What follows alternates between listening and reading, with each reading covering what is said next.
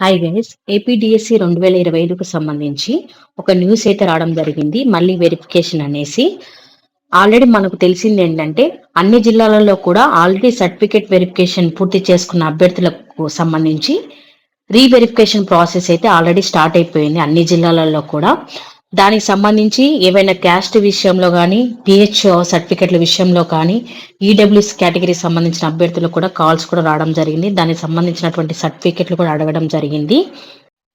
అలాగే ఈ వెరిఫికేషన్ కూడా దేనికి సంబంధించి అంటే మోస్ట్లీ చాలా మంది అభ్యర్థులు కూడా ఫేక్ సర్టిఫికెట్లు ఎవరైతే సబ్మిట్ చేశారో వాళ్ళకు సంబంధించినటువంటి కంప్లైంట్స్ అయితే ఇతర అభ్యర్థుల నుంచి అయితే రైజ్ అయ్యాయి.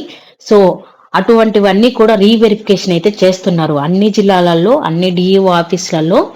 సర్టిఫికేట్ వెరిఫికేషన్ వేయించుకున్న ప్రతి ఒక్కరి సర్టిఫికెట్లు అయితే మళ్ళీ ఒకసారి రీవెరిఫికేషన్ ప్రాసెస్ అయితే జరుగుతుంది. దీని గురించి పెద్దగా ఆందోళన చెందాల్సిన అవసరం లేదు. మీరు పక్కాగా 100% మీ సర్టిఫికెట్లన్నీ కరెక్ట్గా సమర్పించి ఉంటే మీ యొక్క పేరైతే ఫైనల్ సెలక్షన్ లిస్ట్ అయితే ఉండబోతుంది. జాబ్ అయితే కన్ఫామ్గా రాబోతుంది.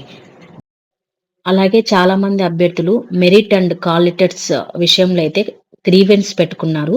సో దానికి సంబంధించి కూడా రీవెరిఫికేషన్ ప్రాసెస్ అయితే జరుగుతుంది. మళ్ళీ ఒకసారి రీచెక్ అయితే చేస్తున్నారు అన్ని సర్టిఫికేట్స్ ఆన్లైన్లో అప్లోడ్ చేసినవి. అలాగే సర్టిఫికేట్ వెరిఫికేషన్ వెళ్ళినప్పుడు వాళ్ళు ఇచ్చిన పత్రాలు అన్నీ కూడా ఒకసారి రీవెరిఫికేషన్ ప్రాసెస్ అయితే జరుగుతుంది. దీనికి ప్రతి ఒక్కరు కూడా ఎవరికైనా కాల్స్ కనుక వస్తే వాళ్ళకి సహకరించండి.